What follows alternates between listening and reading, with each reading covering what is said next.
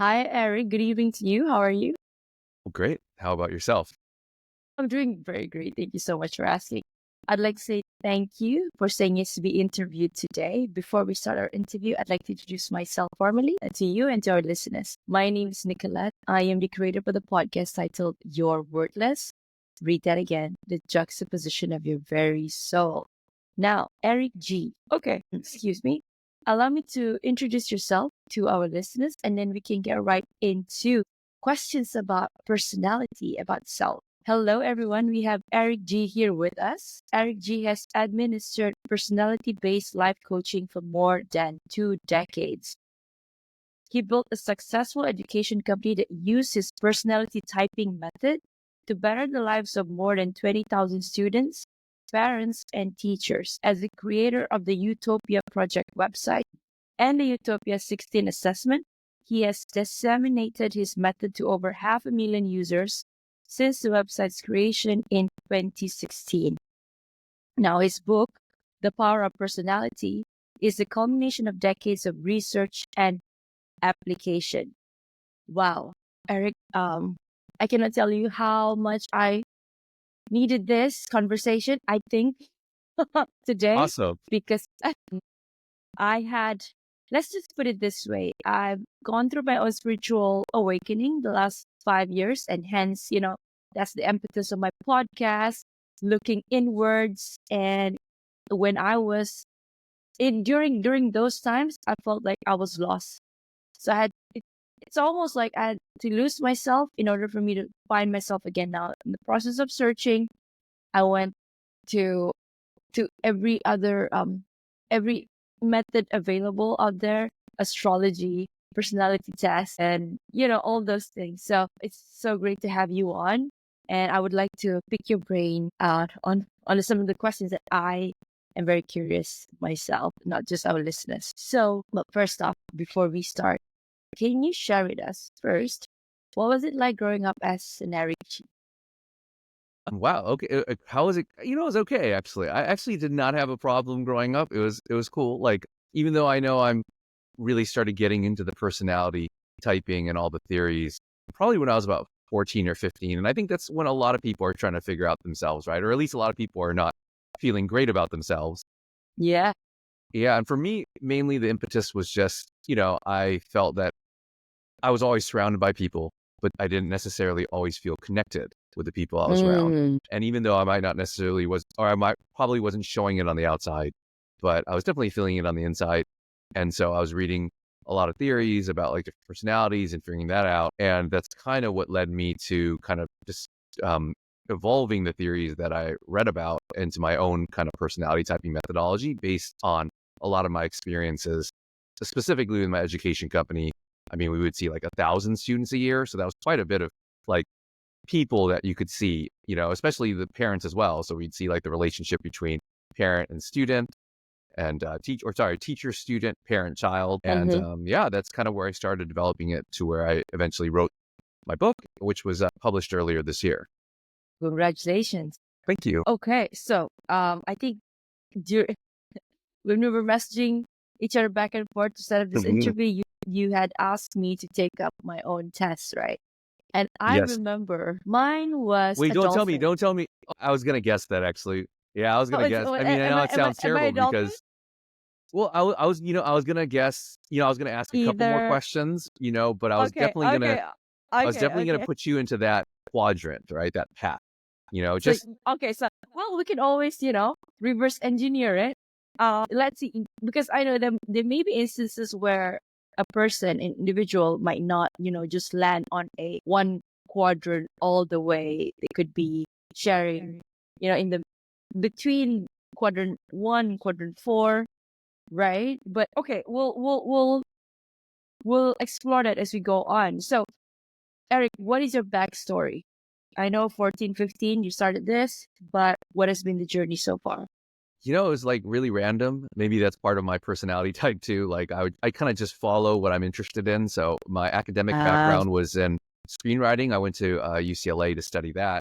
And then when I graduated, I was like, okay, what am I going to do now? Like, can I just sell a script? That's not how it works. And, I started working at a golf course. So I was a starter at a golf course for a few years. And that was actually really cool because, well, one, I was making minimum wage, which is not always cool, especially when you're coming off a college degree. But like, there's so many people that would come into the course every day, and I would play with a group every morning before I would start working. And I think just the interaction with different people with this particular course, there were a lot of retirees. So I was interacting with a lot of like people who were 60, 70, 80. I even played golf with a 90-year-old regularly. And I think just meeting different people with different experiences, it really Mm-hmm. taught me that, interestingly enough, it's not the experiences that make the person. I mean, it does make someone who they are, but you could have two people who have had the same experiences, but are entirely different as people. And I started seeing patterns of behavior in that way. Like a lot of let's say the 70-year-olds had served in the Korean War, let's say, and, they had a lot of similar experiences, but I was like, wow, but they're very different in how they act now, and I think just that overall idea of like seeing a lot of people and interacting with a lot of different people helped me on the path to like developing this methodology. It wasn't just like based on theory, reading books about it. So, okay, like, is this, you can call it yours, right? So you, after Yes. so many years and the number of, how do I say this? The sampling, the cases that you have Mm-hmm. gathered, this is when you start typing them into groups. And okay, I know I'm getting ahead of myself here. What makes your personality typing methodology better? Okay, that's a claim there. Better than other system, like the Yeah, I like to most throw that word in common one. there. Well, if I didn't think it was better, then I wouldn't have written a book on it. That would seem almost like terrible, right? To just go like, like if you can't do something better than Coke, then why make Pepsi? Which I actually do think is better than Coke, Exactly. but you Oh, is know, that right? that's just my opinion. Okay, But I would say like, mine has 16 different personality types. And I think that number, people are super familiar with MBTI or that's right. Myers-Briggs, which also has Uh-huh. 16. So of course people are like, oh, so it's just Myers-Briggs. But the way that you get to the 16 is so different that it's just a lot. There's a lot more of a focus on what goes on inside someone. So Myers-Briggs tends to be focused on, you have these two traits that you're supposed to say, like either you're introverted or extroverted. You're either Yeah. sensing or intuitive, right? And I think it's that dichotomy of either or, where mine is more focused on, okay, what is your core value? Like, what is the thing that really drives you? Because you could do multiple things in your life, but you might be doing them for different reasons, right? And like how you had said, like you were like, oh, like I started on this path. This is my path of self-discovery. I have a podcast that focuses on not only finding myself, but helping other people find themselves. And that is like a very strong motivation towards self-knowledge, which is one of the book packs. So I have 4 packs of people, right? No wonder you're gonna, mold me and see if you get me to that quadrant. Okay. Yeah, you're Okay. definitely in the shaman quadrant because, like, The even everything shaman, you can you're feel it. shaman. Yeah, I can feel it. I mean, even what you said, like that's.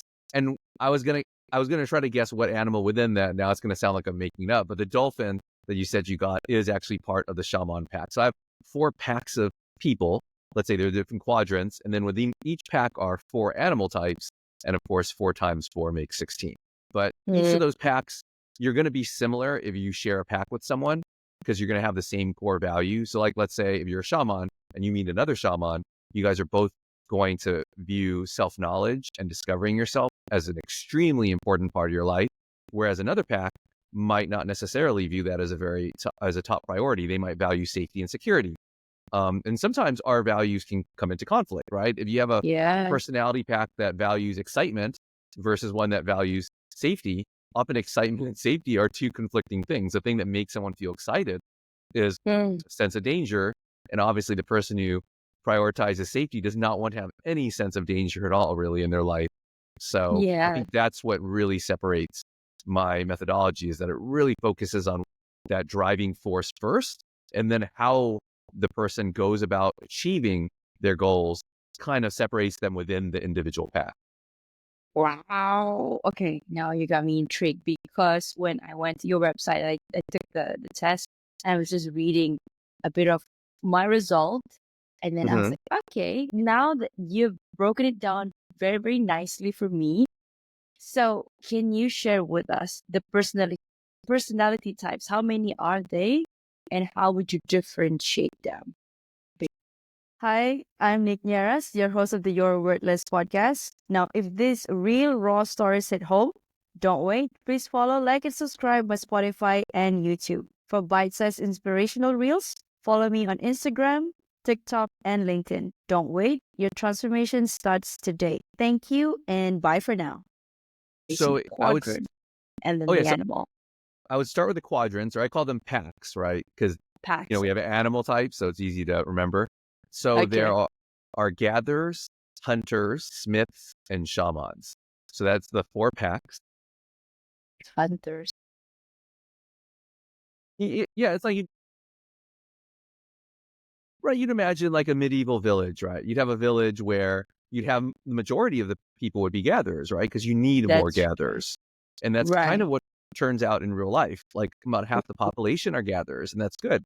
Gatherers prioritize safety and security, and so they basically maintain society, right? Like we would not have people picking up the garbage, people creating roads, like all the entire structure of society is maintained by gatherers, generally speaking. About a third of the population are hunters, and they prioritize excitement, right? And by excitement, I mean not just like having fun, but more like they prioritize getting the most viscerally out of life. They want to taste everything, they want to see everything, they want to hear everything, they want to like smell everything, they want all their senses stimulated. Mm. Smiths and shamans, they only make up about 15% of the population combined. And Smiths focus on information, and shamans, as I mentioned before, focus on self-knowledge. So within those 4 packs, as I mentioned, there are 4 animals within each one. And let's say you're a gatherer in the gatherer pack, you might share a lot of similar traits to an animal type within the pack because you guys are both going to prioritize safety and security, but you might go about it in a different way. And that holds true with all the packs. And if you take, once again, 4 times 4 is 16. So there's a total of 16 personality types. Okay.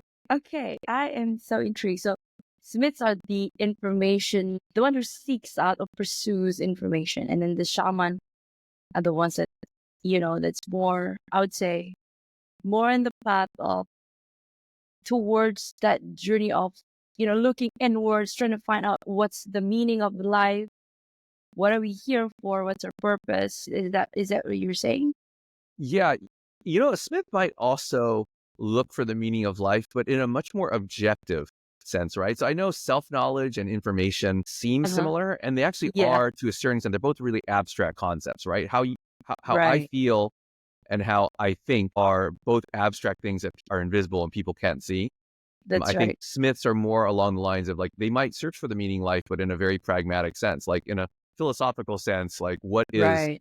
makes sense to be the purpose of life, Right. versus a shaman will always be more like what makes sense, what is my purpose in life, right? Or what is your purpose? And it might be different, and I think Right. that's a big difference. Shamans always see the world through their own lens. Smiths tend to be very objective, and they kind of are like observers from the outside and just kind of looking at things objectively. Interesting. Interesting. I love it. What now? We're gonna go into your book. What differentiates your book from all the other personality type books already out there? I think a majority of personality type books have a test in the beginning, right? You take a test, and let's say there's Yeah. like 70 questions, and then you Yeah. get your diagnosis. And then the entire book is filled with prescriptions, right? Based on, okay, let's say if you're doing a Enneagram, you are type 7, So now you're And type this is 7, yeah. you're very suited to do this job. You're very Right. And it's suited to, very, it's very like specific. And I'm always like, well, the problem is like, if you don't have the diagnosis right, then the prescription can be quite harmful.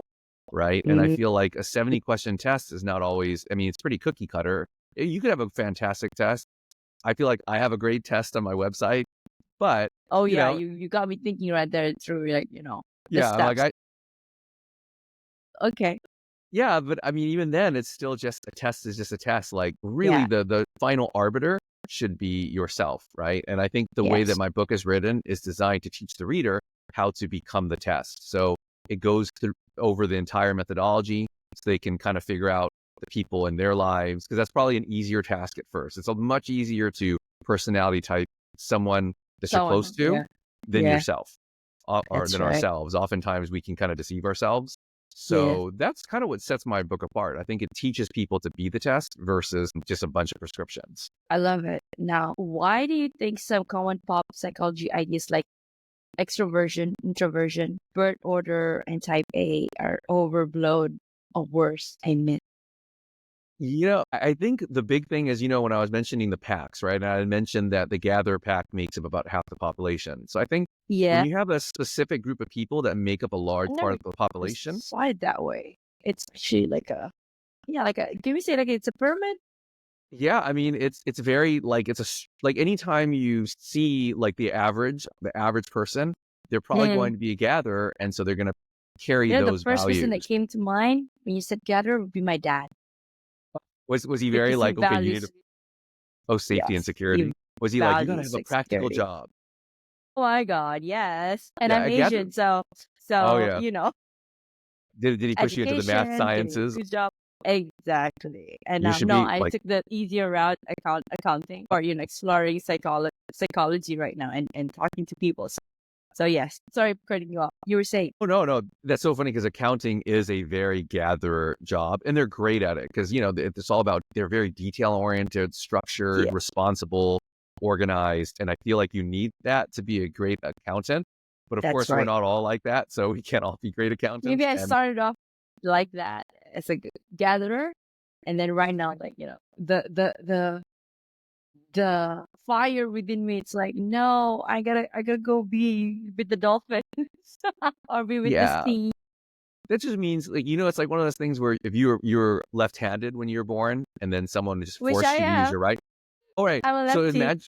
imagine if someone just forced you to be a righty early No. on, you'd actually be okay at it. But then once you Early start on, using yeah. your left, you'd be like, oh no, this is actually me. I'm a More lefty. me. Yeah. Right. Yeah. So that's what I equate it to. And when we have gatherers making up a large percentage population, they tend to dominate what we think of as being right and correct.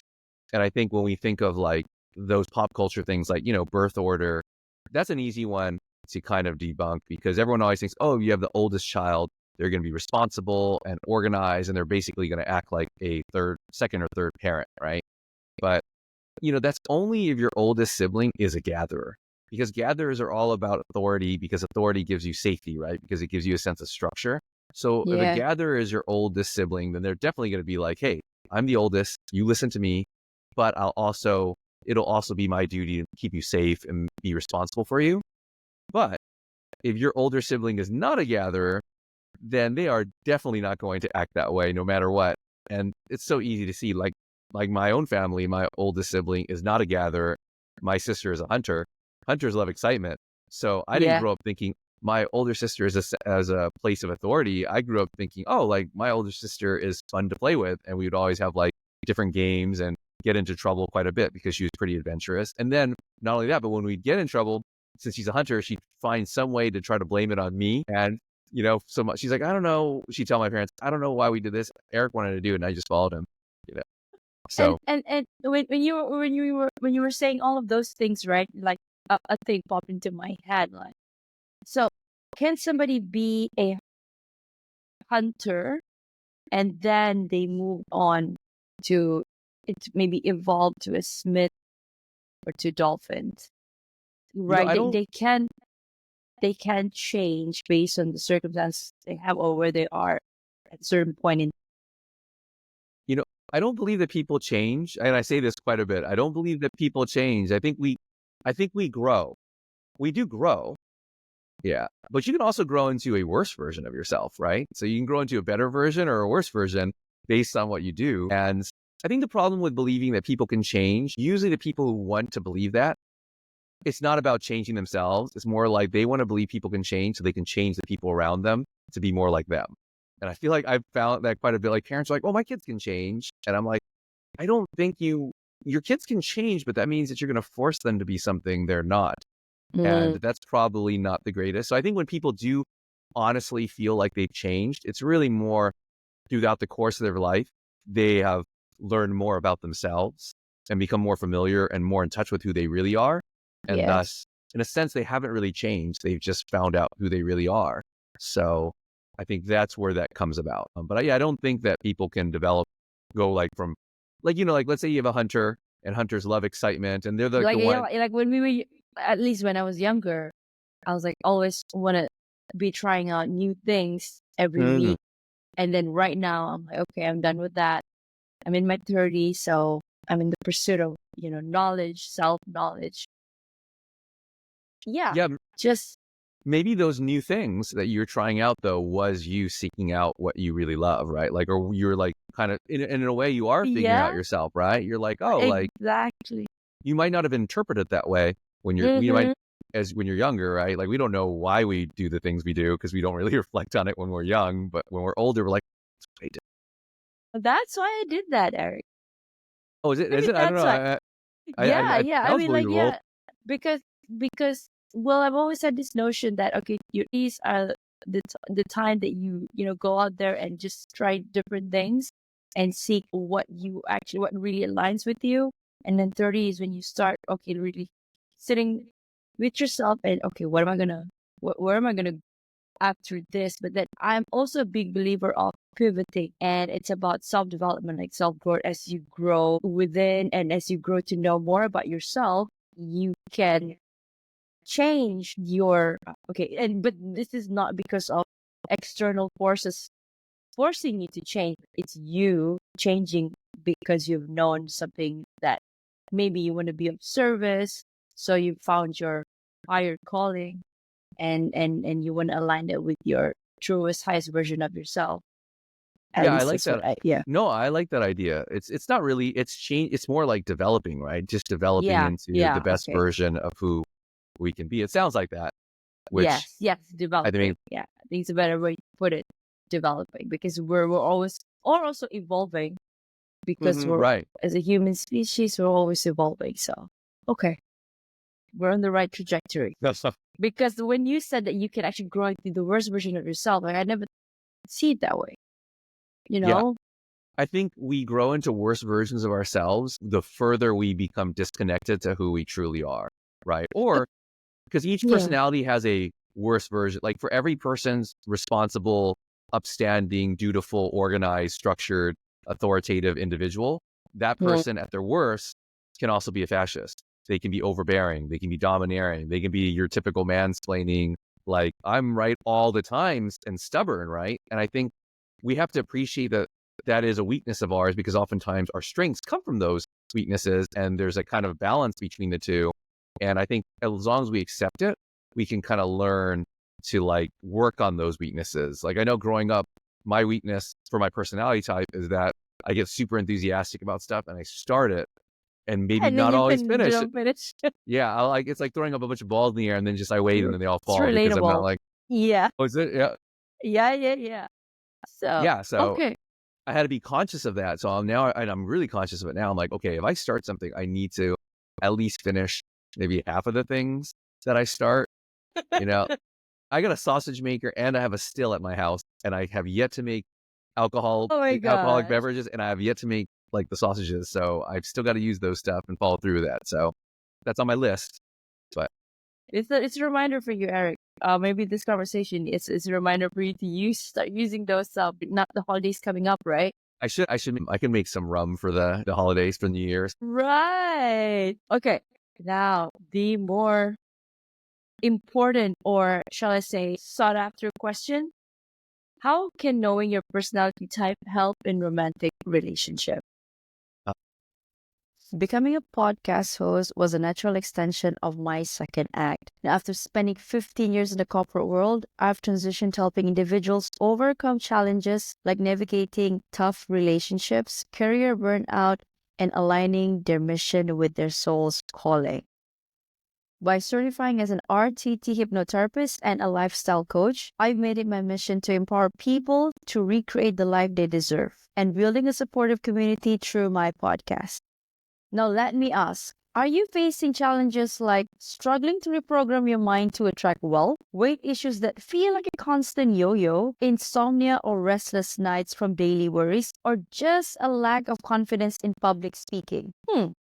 If the answer is yes, visit www.thenierrasholisticlifestyle.com and grab a free hypnosis audio of these common struggles. It's a sneak peek into how my coaching works. Are you feeling shy? Don't be, because I'm as real as it gets. Let's connect on Instagram and LinkedIn and start your transformation today. And That's all the the one other everyone relationships. asks. I think Yeah. the easiest thing is just knowing, one, I don't believe in like perfect matches. I think a lot of people put that on there and it's like, well, like that's not fair because you don't want to like, also oftentimes I get questions from people where it's like, are we a good match? Because they talk about their significant other. And I'm like, wait, so you want me to like say, Yeah, so I'm like this. yeah, He or she's like this. Are you a good I'm like, do you match? want me to give you a theoretical reason why you guys shouldn't be together? Is that what you're saying?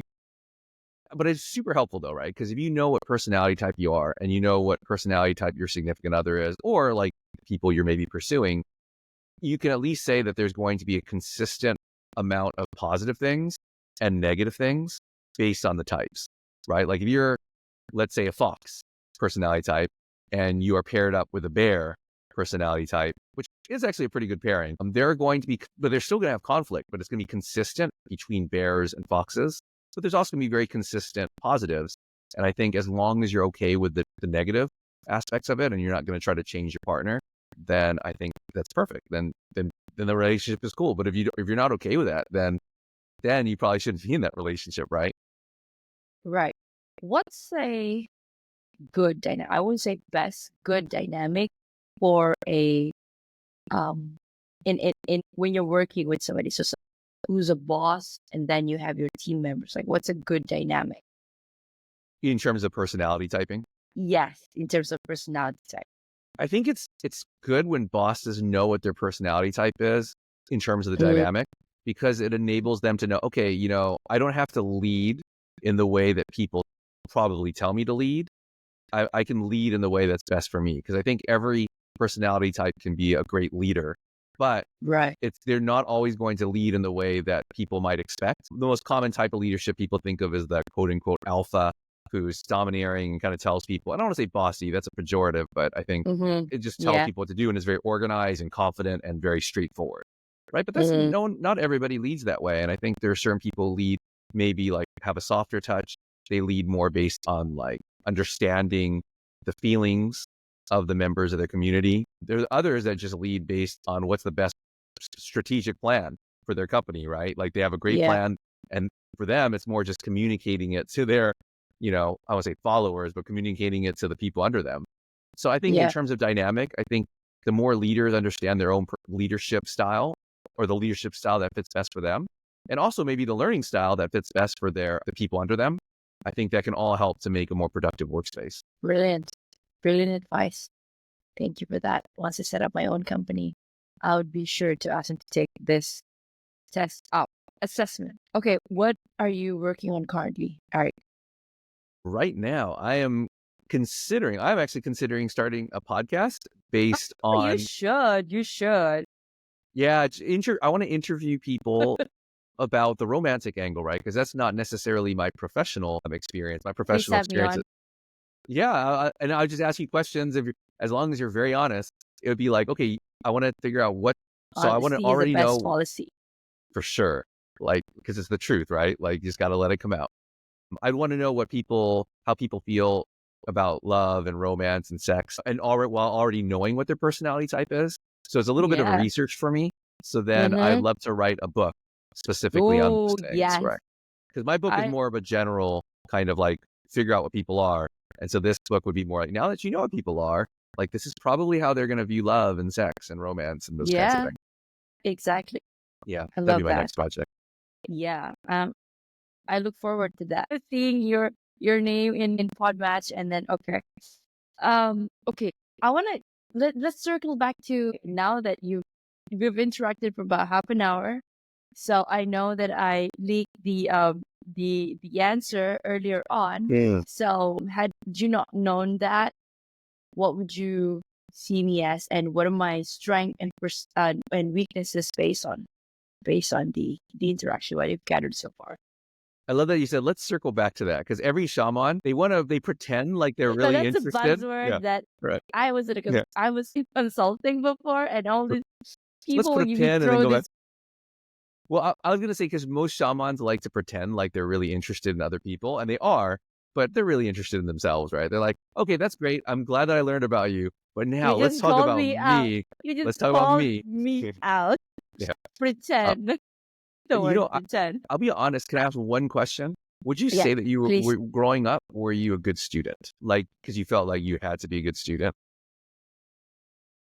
And were you popular in school? Like, were you by the way, like, did you ever start any social clubs, or not even just a social club, like a recycling I was a club, or part of few clubs, but I was in one in the top class, and we're always like in a group, and not like the popular like mean girl type, but popular that she's a good student type. Like the name is always on the leaderboard and those things. yeah, so that actually does really fit a dolphin. Like, I was trying to figure out if you were more of one of the other shaman types with those questions, but generally this Which is question, like, there are baboons and there are humpback whales and there are pandas. And so okay. dolphins and pandas would answer the student question the same. They would both say, yeah, I was a good student, I was an overachiever. Baboons Hmm. and humpback whales, even if they were overachievers to a certain extent, wouldn't probably answer that way. They would probably be like, I don't know, I got in trouble a bit. Like, they tend to get in trouble a little bit more. They're Right. a little bit more, they're not as organized, right? They're not as structured. They're not as good at assimilating to the social status quo, where I think Right. pandas and dolphins are a little bit better at that. Um, and so thus they generally are better students. The best student out of the shamans is the panda. So then once I asked that question about being a good student, I was kind of my way of thinking, okay, she's probably a dolphin or panda. And so then I started asking the stuff about clubs and whether you're popular, because pandas would be less so. They're a little bit more reserved and they're a little Reserved. Yeah. quieter.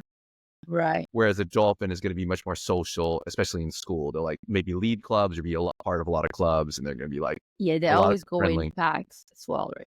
Yes, yes. Like So in groups.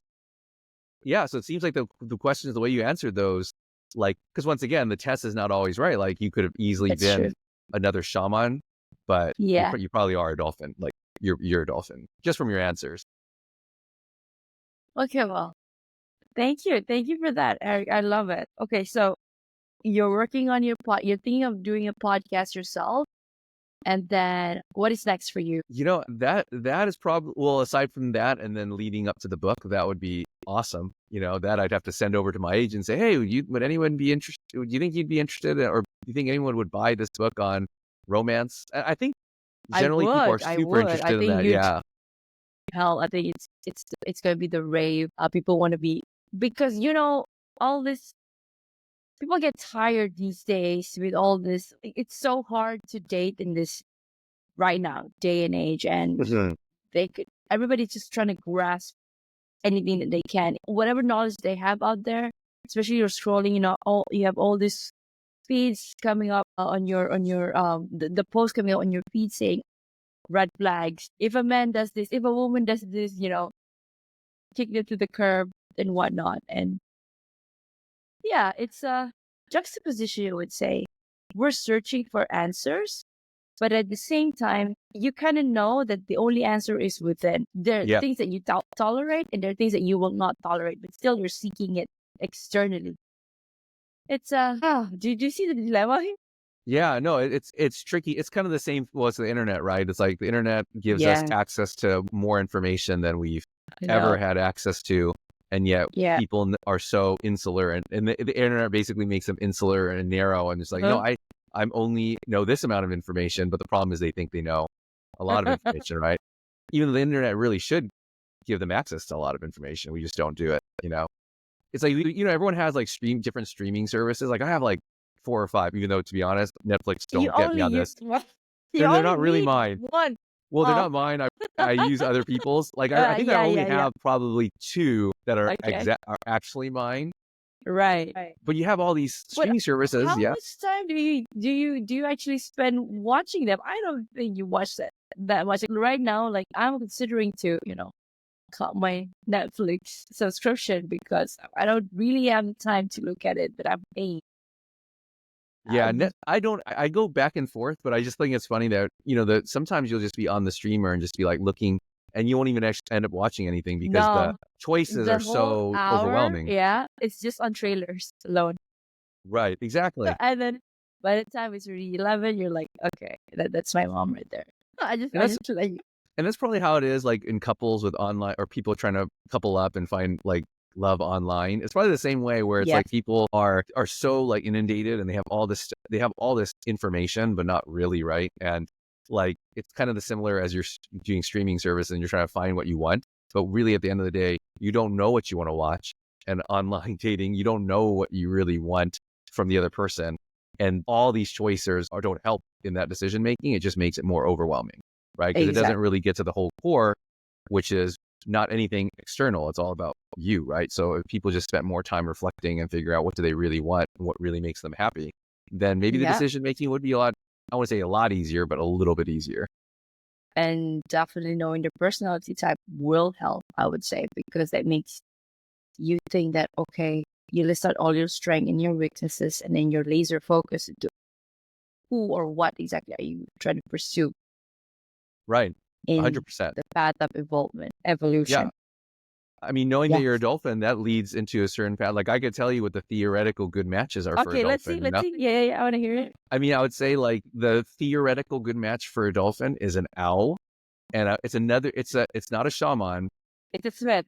it's a smith. That's right, it's a smith. Right. So, and it's because of the balance, right? So the shaman gives the smith, so the dolphin would give the owl a certain like emotional connection and like almost push them into social situations because owls have a tendency to be kind of scared or a bit reclusive, and they could be totally fine just being like, no, I don't want to interact with anyone in my entire life, you know? But I'm And observing you. yes, but Just sometimes like they an just have to get owl the push, observing you. right? They have to get the push sometimes, right? And then on the flip Right. side, sometimes dolphins can be a bit too like connected with people and be really Oh, yeah. affected, right, by social pressure, right? People telling them how they should be like scrolling. Oh my gosh, I read a Facebook article that said that I need to be looking for this kind of person, and I'm not.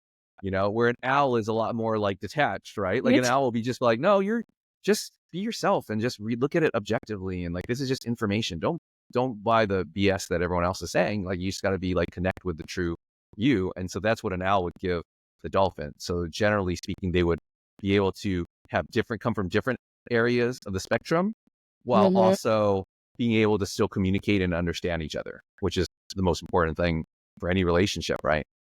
Wow. Yes, you need to get on that podcast and you need to write that book. Yeah, So, Eric, I call my agent, tell my agent that. But but I know I will start. I do have to start my podcast. Yeah, I still have to do. But once again, my you need to personality train. type is not. Yeah, I don't. I'm like, this is a great idea, and then I just don't do it. You know. But I will. I'm going to do But this one. first up, also for the holidays, you may start using the machine that you That's have in. true. Yes, that's true. You know, I'll start making like I'll make a Christmas sausage. All right. Well, thank you, Eric. Okay, we're gonna pivot to a self-worth question. And I have one question for each of my guests. So the question for you: imposter syndrome can be a significant barrier to personal and professional growth.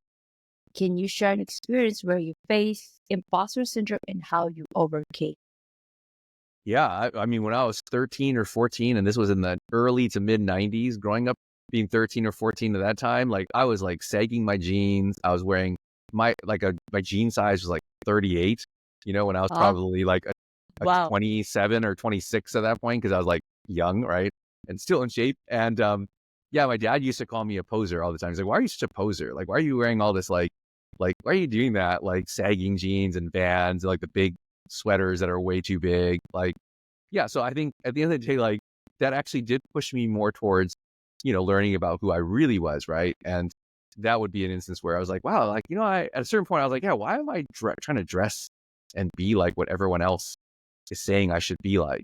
You know, like maybe I should try to figure out what really makes me tick and what I really, really love. Now, once again, that's really much, much easier said than done, right? That wasn't like I Yeah. just like flipped a switch. It was like over the course of like maybe 5 years that Mm-mm. process lasted. So, but I Yeah. would say that that is definitely a time when I was being an imposter.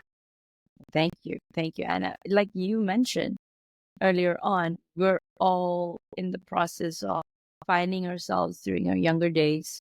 And as we grow older, that's when we start to know, okay, what actually is more aligned to us and where we're headed to. And that's where we, this is, and when, once we become wiser, I'd say that's when we start, tuning the noise and then just trying to be more focused into what is it that we want to be doing and for the betterment of ourselves and where we Yeah. want to go. Yeah. And I really think it's important to start that process because not everyone does it, right? Like, Yeah. like I think Exactly. some personalities are naturally ingrained to do it. Like I always say, gatherers have a midlife crisis because gatherers grow up thinking that however they think is the right way to think. So they actually feel pretty secure with themselves and they're like, oh, like I like this and society likes this and this is what we all should like. So they don't We should really not start rock the boat right. They because start, no, yeah. yeah, they don't start thinking about what they really want until they're like 40. And then like, oh my God, I've been doing this job and I hate it. And I've been doing it for 20 years. Why am I doing this job? I got to find something else to do. Whereas shamans, I always say they don't have a midlife crisis because their entire life is a midlife crisis. They're constantly Yeah. questioning themselves and figuring out whether it's good or not. So there's good to that and bad to that, right? That's So right. Thank you. What is your heart's greatest wish or for myself or for just in for general. yourself? The first thing that comes to mind. Oh, the funniest thing is I always tell people, I just want to live at the same schedule or keep the same schedule that I had in college for my entire life. If I can do that, I will feel like a winner, in the words of Charlie Sheen. And I so far I have been able to do that, keep my college schedule, and that just makes me happy to be able to do that. Where meaning I was telling someone the other day, like, this was the first day where I've had to wake up to my alarm clock 2 days in a row or 3 days in a row for a long time. I haven't had to do that for a while. And I was so like irritated about that because I'm not a morning person. So the nice Me thing too. is, yeah, see this so that, like who wants to do that? If you don't, that's another thing, by the way. Morning, the whole idea that waking up early in the morning is better and going to sleep early is better is only based on like a gatherer perspective because gatherers, nighttime is dangerous, right? Because it's dark and can't see anything. And during the day, it's safer. And it just came to be where it just sounded more productive. But it doesn't really make sense because some people, I mean, I'm pretty good at working late at night. So it has nothing to Yeah, do I with get more productivity. things done at night. Right. Yeah. So it's just, once again, it's just another one of those things that people assume to be correct, but it's Mm, actually just because maybe 50% of the population views it to be correct. yeah. Wow. Amazing. Thank you. I love that. Do you have a mantra that you live by? I will to give you the words that my dad, but I will censor them. The words that Okay. my dad told me when I was, going through the posing phase. He probably told me this a lot earlier, actually. I just didn't listen to it or didn't hear it. I listened, but I didn't, or heard it, but I didn't listen. Oh, you heard it. Yeah, I did listen. Yeah, he said basically, he basically said was, at the end of the day, you just got to do what you want because no one cares what you do. No one's cares anyway, so you might as well just do what you want. And I think that's true. I think most of the time we think other people really care what we're doing, but they have their own lives. Even our parents, we're not the main character in their lives. They are the main character. We are a side character. Now we are a big side character, hopefully, in our parents' lives, but for the most part, we are the side character in everybody else's life that we see. So at the end of the day, the only person who is important is us because we are the only person who's the main character in our lives. So it's so important to just do what we want, that makes us happy. As long as it doesn't hurt anyone, just don't care what people think. Just do it. I love that. What a great reminder. Thank you. Is there anything that keeps you up at night or do you sleep well? I sleep pretty well, actually. I mean, in a good Or you way. don't sleep at all? Or I don't sleep at all. I used to have insomnia quite a bit, but now like Right. with drugs, I think in general, like Okay. I sleep very well. And I think it's hopefully because or hopefully I'm able to keep it up. I'm generally try to pursue what I really like doing and I don't necessarily do the things that I don't want to do. And I know that sounds really simple, but I think sometimes, and it also sounds a little bit selfish, right? I think we're ingrained to like feel like, no, you should do the things that you don't want to do because that makes you a good person. Eat the frog first. Right, exactly. And my feeling is more like, well, it's actually better to just figure out a way to enjoy eating frogs, because I like eating frogs or I Yeah, like frogs, yes, right? yes, yes. Because So, if I'm gonna eat it, might as well find ways to, enjoy it the best. right. Why do we have to like feel like we're only being a good person when we're miserable? Like that's not true, right? We can be a good person and be happy at And the be same time. happy about it. Yeah. Yes. We just have to be creative with it, so.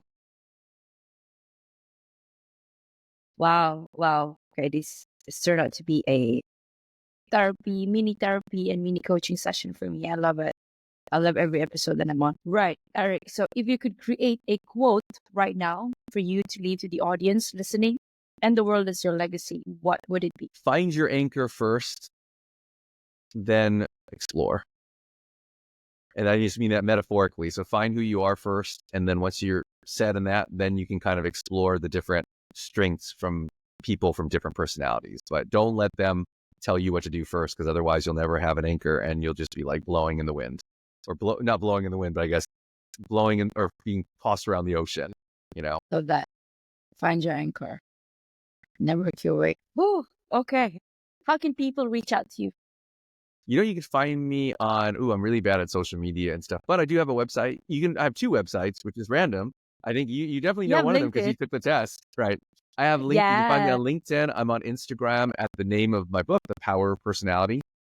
Mm-hmm.